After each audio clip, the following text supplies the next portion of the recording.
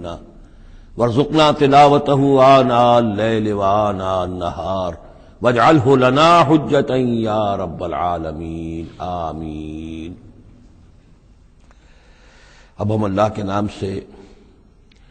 قرآن حکیم میں مکی اور مدنی صورتوں کا جو دوسرا گروپ ہے اس کی مدنی صورتوں کے جوڑے کا مطالعہ شروع کر رہے ہیں۔ مکیات اس دوسرے گروپ میں دو ہیں، سورۃ الانعام، سورۃ الاعراف،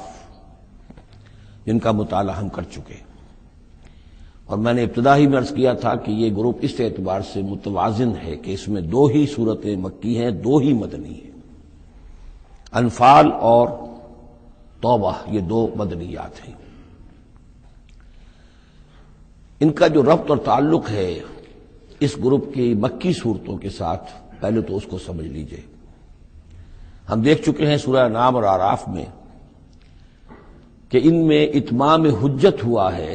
بنو اسماعیل پر یا مشرکین عرب پر۔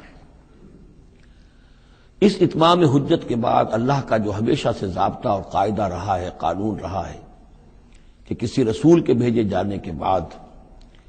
اور اس کی جانب سے اتمام حجت کے کیے جانے کے بعد بھی اگر کوئی قوم کفر پر اڑی رہے بحیثیت مجموعی تو اس پر عذاب الہی آتا ہے، عذاب استیصال۔ اگرچہ یہ عذاب مختلف شکلوں میں آیا، کہیں کسی قوم کو ان کے اپنے ہی علاقوں میں سیلاب بھیج کر اور غرق کر دیا گیا جیسے حضرت نوح علیہ السلام، کہیں کوئی بہت تیز آندھی بھیجی اور اس کے نتیجے میں جیسے کہ قوم عاد کے اوپر عذاب آیا، کہیں زلزلہ آیا، کہیں آسمان سے پتھراؤ ہوا جیسے کہ عمورہ اور صدوم کی بستیوں پر ہوا، کہیں جیسا کہ آپ کو معلوم ہے کہ آل فرعون کو ان کے محلوں سے اور گھروں سے نکال کر لا کر سمندر میں غرق کر دیا۔ تو قریش پر جو عذاب آیا ہے اللہ تعالیٰ کا وہ اپنی نوعیت میں منفرد ہے، چونکہ حضور خود قرشی تھے، بنی اسماعیل میں سے تھے، اور آپ نے اتمام حجت کر دیا ان پر 13 برس تک 12 برس تک دعوت دے کر،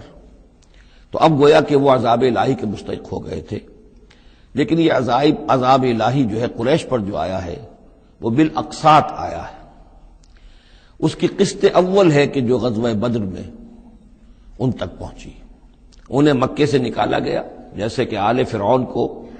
ان کے محلات سے نکالا گیا اور لا کر سمندر میں غرق کیا گیا۔ وہ مکہ دارالحرم تھا، وہ تو جگہ تھی حرم، لہذا وہاں سے انہیں نکالا گیا، اور میدان بدر میں پہلی قسط عذاب الہی کی انہیں وصول کرنی پڑی۔ ان کے 70 سردار کھیت رہے اور معجزانہ طریقے پر کھیت رہے، اس میں کوئی شک نہیں کہ جیسے عذاب الہی پہلے قوموں پر آتے تھے اسی طرح کا معاملہ یہ ہوا ہے کہ تقریباً نہتے 313 میں سے صرف 8 افراد کے پاس تلواریں تھیں، اور ادھر سے 1000 پوری طرح کیل کانٹے سے لیس ہو کر آئے تھے۔ تو اللہ کی خصوصی مدد تھی کہ جس سے یہ عذاب آیا ہے اصل میں قریش کے اوپر، اور تقریباً تمام بڑے بڑے نامور سردار جو ہیں وہی میدان میں کھیت رہے، 70 ان کے قیدی ہو گئے۔ ابھی زخمی کتنے ہوئے ہوں گے انہیں بھی آپ ذہن میں رکھیے۔ تو یہ عذاب کی پہلی قسط تھی جو غزوہ بدر میں آئی ہے،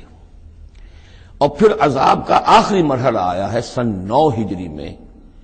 جب مشرکین عرب کو آخری الٹیمیٹم دے دیا گیا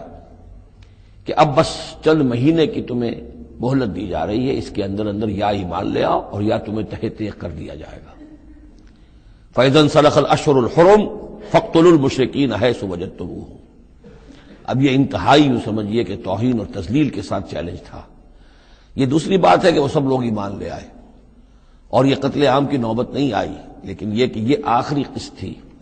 وہ آخری قسط جو ہے سورہ توبہ میں بیان ہوئی ہے، اور عذاب کی پہلی قسط جو ہے وہ سورہ انفال میں ہے۔ ان دونوں صورتوں کو جمع کر دیا گیا تاکہ انعام اور اعراف میں بنو اسماعیل پر یا مشرکین عرب پر اتمام حجت،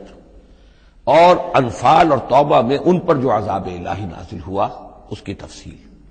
تو یہ تو ہے معنوی ربط اس گروپ کی مکی اور مدنی صورتوں کے مابین۔ باقی جو یہ سورہ انفال ہے اس کے بارے میں نوٹ کر لیجئے کہ غزوہ بدر کے فوراً بعد متصلاً بعد نازل ہوئی ہے، گویا کہ سورہ آل عمران جو ہم پڑھ چکے ہیں اس سے پہلے ہے اس کا نزول، اس کے اکثر و بیشتر حصے سے پہلے نازل ہوئی ہے۔ تو یہ زمانی ترتیب جو ہے اگر یہ ذہن میں نہ رہے تو پھر اس سے کافی خلجان پیدا ہو جاتا ہے۔ اس کا جو پس منظر ہے وہ یہ غزوہ بدر کا معاملہ سمجھنا بہت ضروری ہے۔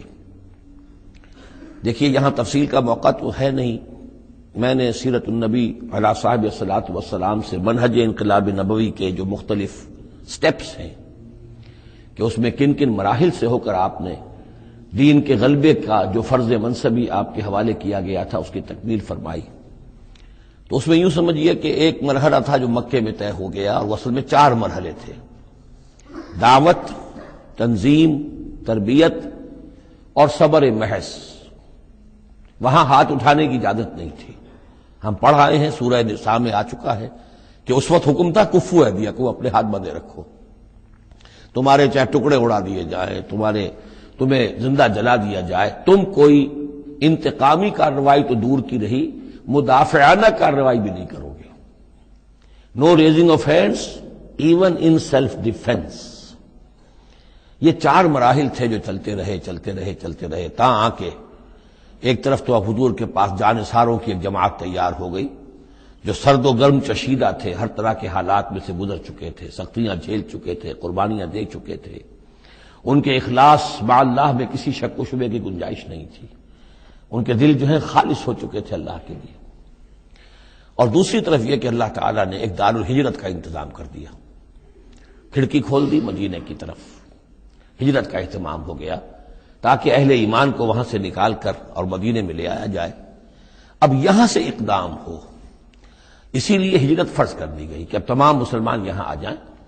ظاہر بات ہے کہ ہجرت جو ہے وہ فلائٹ نہیں تھی، وہ کوئی فرار نہیں تھا، بھاگ کر جان بچانا نہیں تھا۔ مغربی مورخین تو اسی نام سے اس کو یاد کرتے ہیں۔ وہ تو اصل میں یہ تھا کہ ایک جگہ اگر اس کام کے لیے موضوع نہیں ہے تو کوئی اور بیس، آلٹرنیٹ بیس اگر مل جائے تو وہاں سے اپنا آفینسو جو ہے آخری فیصلہ کن اقدام جو ہے وہاں سے لانچ کیا جائے۔ لہذا مدینے میں آ کر حضور نے صلی اللہ علیہ وسلم صرف 6 مہینے لیے ہیں انٹرنل کنسالیڈیشن، کہ اب آپ آئے ہیں، نئے آئے ہیں، مہاجرین نئے آئے ہیں، تو ایک تو یہ کہ ان 6 مہینے میں آپ نے مسجد نبوی تعمیر کر لی، مرکز بن گیا، گورنمنٹ ہاؤس بھی ہو گیا یہ، اور پارلیمنٹ ہاؤس بھی ہو گیا، دارالندوہ بھی ہو گیا، دارالعلوم بھی ہو گیا، خانقاہ بھی ہو گئی، عبادت گاہ بھی ہو گئی، مرکز ہو گیا۔ ثانیاً آپ نے انصار اور مہاجرین کے اندر مواخات کرا دی، ایک انصاری ایک مہاجر بھائی بنا دیا۔ تیسرے یہ کہ آپ نے بہت بڑا کام یہ کیا کہ جو یہود کے قبیلے وہاں آباد تھے ان کو آپ نے ان کے ساتھ ایک معاہدہ کر لیا، جوائنٹ ڈیفنس آف مدینہ، میثاق مدینہ، مدینے کی ایک مدافعت جو ہوگی وہ مشترک ہوگی، کوئی بھی حملہ آور آئے گا باہر سے تو مل کر مسلمان اور یہودی اس معاملے میں ایک ملت ہوں گے اور دفاع کریں گے مدینے کا۔ بس 6 مہینے آپ نے اس کام میں لیے، 7ویں مہینے سے پھر آپ نے کچھ چھوٹے چھوٹے دستے بھیجنے شروع کر دیے، چھاپا مار دستے سمجھ لیجئے، کہ جس سے وہ جو کیروان روٹس تھے، قریش کی لائف لائن یہی تھی، ان کا تجارتی سلسلہ تھا، شام کی طرف قافلے جو جاتے تھے وہ بدر سے ہو کر گزرتے تھے، بدر کے قریب سے، اور بدر جو ہے مدینے سے قریب تر تھا، مکے سے فاصلہ زیادہ ہے، اور جو قافلے جاتے تھے یمن کو وہ طائف سے ہو کر گزرتے تھے، تو آپ نے ان راستوں کے اوپر چھاپا مار دستے بھیجنے شروع کر دیے۔ جدید اصطلاح میں اس کو یہ کہا جائے گا کہ اکنامک بلاکیڈ آف مکہ۔ 8 ایسی مہمیں غزوہ بدر سے پہلے ثابت ہیں 1.5 سال کے اندر۔ 6 مہینے آپ نے وہ لیے، 1.5 سال اور 2 سال کے بعد غزوہ بدر ہو گیا ہے، تو یہ 1.5 سال میں 8 مہمیں، جن میں سے 4 میں کہ حضور خود بھی بنفس نفیس شریک رہے ہیں، اس لیے وہ غزوات کہلاتے ہیں، اور 4 وہ ہیں کہ جن میں آپ نے صرف کچھ لوگوں کو بھیج دیا ہے کسی امیر کے تحت، وہ سرایا کہلاتے ہیں۔ تو یہ جو صورتحال ہوئی، اور اس میں یہ بھی ہوا کہ حضور جہاں جاتے تھے خود تو وہاں کے قبائل سے آپ معاہدے کر لیتے تھے۔ اب یا تو وہ لوگ قبائل جو تھے مقامی، پہلے تو وہ قریش کے حلیف تھے، اب یا تو وہ حضور کے حلیف ہو گئے، مسلمانوں کے حلیف ہو گئے، تو قریش کی طاقت کم ہوئی، مسلمانوں کی بڑھ گئی، یا یہ ہے کہ وہ نیوٹرل ہو گئے کہ ہم نہ قریش کی مدد کریں گے آپ کے خلاف، نہ آپ کی مدد کریں گے قریش کے خلاف، نیوٹرل ہو گئے۔ اس سے بھی یہ ہے کہ قریش کا جو حلقہ اثر تھا